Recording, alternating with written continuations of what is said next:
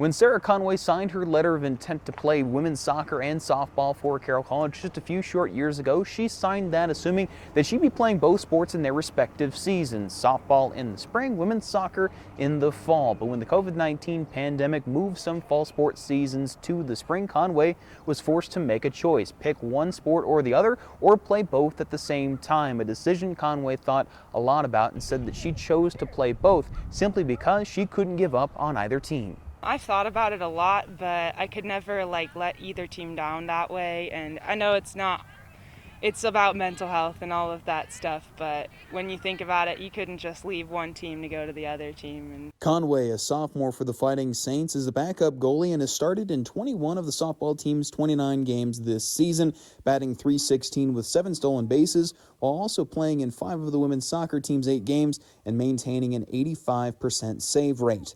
Both of Conway's head coaches said her ability to not just be on both teams but contribute substantially is otherworldly. She's just a super athletic, coachable kid that's willing to do anything you ask.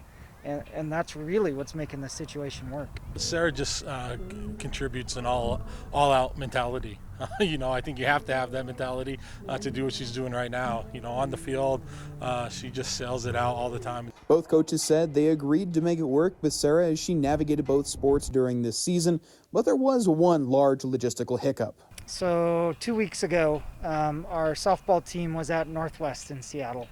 And we were at Rocky, and we knew our starting goalkeeper would not be able to play. Last minute, we had to figure out, how are we going to get Sarah back to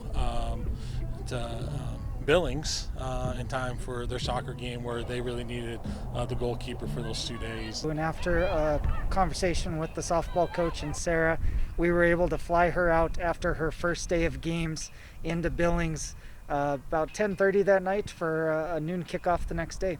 As Conway reaches the end of both seasons, would she do this again? Oh boy, I don't think I would choose to do this again.